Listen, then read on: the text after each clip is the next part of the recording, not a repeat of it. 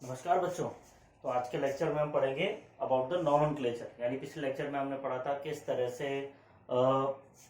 Living क्यों define किया जा सकता है, व्हाट आर द नेसेसरी या मैं कहूँ कि कैरेक्टरिस्टिक फीचर्स क्या होते हैं लिविंग के, जिससे कि आप विदाउट एक्सेप्शन डिसाइड कर पाएं कि लिविंग है और ये नॉन लिविंग है। तो हम शुरुआत करते हैं आज किस तरह से ऑर्गेनिजम्स को क्लासिफाई किया जा सकता है, उनके कैरेक्टर्स को आइडेंटिफाई किया जा सकता है और कितने तरह की पॉपुलेशन स्पीशीज इस अर्थ के ऊपर पाई जाती है, उनकी बात करते हैं अपन। तो सबसे पहले अपना टॉपिक है बायोडाइवर्सिटी।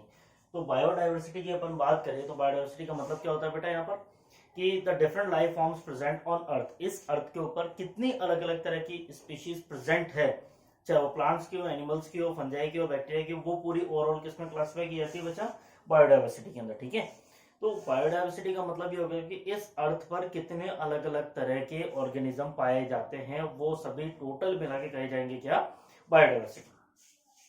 अगर हम बात करें, एक साइंटिस्ट है बच्चा रॉबर्ट मे, बहुत महान साइंटिस्ट है ये। तो रॉबर्ट मे ने क्या कहा था कि इस अर्थ के ऊपर approximately 7 to 8 million species exist करती है। यानी इस अर्थ के ऊपर प्लांट्स की, एनिमल्स की, फंजाई की, प्रोकैरियोट्स की, इनकी 7 to 8 मिलियन स्पीशीज इस अर्थ पे एग्जिस्ट करती है। लेकिन अब तक हम केवल 1.7 से 1.8 मिलियन के आसपास ही अब तक डिस्कवर कर पाए। यानी अभी भी हमें कम से कम लगभग अगर अपन बात करें तो 6 या 5.5 से 6 मिलियन स्पीशीज अभी भी और डिस्कवर करनी बाकी है।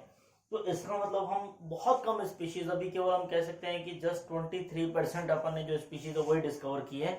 जो टोटल बची हुई है, हो सकता है शायद वो हमारे डिस्कवर करने से पहले एक्सटिंक्ट हो जाए या हम उनको डिस्कवरी ना कर पाए। ठीक है, क्योंकि हमारी जो रेट ऑफ द डिस्कवरी है वो काफी स्लो है। क्यों? क्योंकि भाई हर एक व्यक्ति अपनी जैसे बायोलॉजी की एजुकेशन कंप्लीट करता है, मान लो उसने अपनी पोस्ट ग्रेजुएशन किया, पीएचडी की है, तो कोई भी ऐसा नहीं होता कि हाँ भाई किसी डेंस एरिया के अंदर फॉरेस्ट में या समुद्र में स्पीशीज को डिस्कवर करने जाता है या ध्यान देता है, ऐसा कुछ नहीं। वो अपनी नॉर्मल लाइफ के अंदर बिजी हो जाता है, इसलिए डिस्कवरी की रेट जो है ऑर्गेनिजम्स की, नई स्पीशीज की, वो काफी स्लो है। वही अगर अपन बात करें, अगला टॉपिक है नॉमेनक्लेचर, कि अगर आपने किसी नए ऑर्गेनिज्म को डिस्कवर किया है तो उसका नाम किस तरह से दोगे, और नाम देने से पहले हमको उसको कैरेक्टर्स को आइडेंटिफाई करना पड़ेगा। तो प्रोसेस पहले होता है आइडेंटिफिकेशन और उसके बाद में होता है बेटा फिर नॉमेनक्लेचर। ठीक है, तो हम यह बात करते हैं नॉमेनक्लेचर की, यानी नेम लिखने की जो मैकेनिज्म है उसकी। तो एक ऐसा प्रोसेस जिससे कोई ऑर्गेनिज्म पूरी दुनिया में एक ही नाम से जाना जाए, वो प्रोसेस क्या कहलाता है बच्चा, यहाँ पे नॉमेनक्लेचर। ठीक है, तो नॉमेनक्लेचर यानी ऑर्गेनिजम्स को नेम देने के लिए कई तरह के प्रोसेस इंक्लूड हुए। बहुत सारे जो है हमने साइंटिफिक मेथड्स देखे। जो मोस्ट एक्सेप्टेबल है बेटा वो क्या, binomial nomenclature system. Binomial nomenclature system तो किसने दिया था सबसे पहले, वो नॉमेनक्लेचर सिस्टम दिया सबसे पहले कैरोलस लीनियस ने। कौन, किसने दिया था बच्चों, कैरोलस लीनियस ने। अच्छा, एक और बात यहाँ पर जाननी बहुत जरूरी है कि अगर मान लो कि बॉटनिकल यानी प्लांट्स के अगर नाम देने हैं तो उसके लिए एक अलग डिपार्टमेंट बनाया हुआ है, उसका नाम है ICBN, international code for botanical nomenclature. यानी प्लांट्स का अगर नाम लिखना है, नॉमेनक्लेचर करना है प्लांट का, तो उस केस में अंदर जो डिपार्टमेंट बनाया गया है पूरी तरह से वो है आईसीबीएन, वही डील करेगा।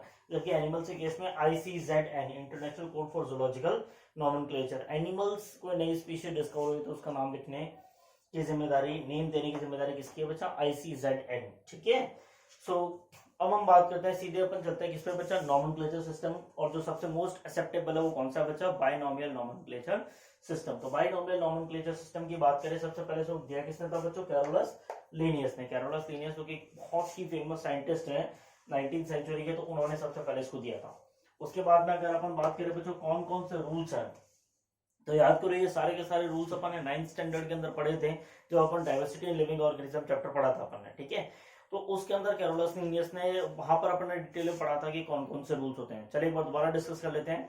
तो बाइनोमियल नॉमेनक्लेचर सिस्टम का मतलब है कि इसमें जो ऑर्गेनिज्म का नाम लिखा जाएगा उसमें केवल 2 वर्ड्स को इंक्लूड किया जाएगा। फर्स्ट उसका जीनस और दूसरा वर्ड होगा उसकी स्पीशीज। फर्स्ट वर्ड जो होगा उसका जीनस होगा और दूसरा वर्ड जो होगा उसकी क्या होगी बच्चा, स्पीशीज होगी। ठीक है, जैसे अगर अपन मैंगो की बात करें, मैंगो का नाम है मैंजीफेरा इंडिका, मैंजीफेरा इंडिका। तो मैंजीफेरा उसका जीनस है और इंडिका उसकी स्पीशीज है। बात समझ आ रही नहीं आ रही है, क्लियर। अब इस जो स्पीशीज है, कोई भी उसका ओरिजिन कहीं से यूज से कोई मतलब नहीं है, उसका नाम हमेशा लैटिन लैंग्वेज में लिखा जाएगा।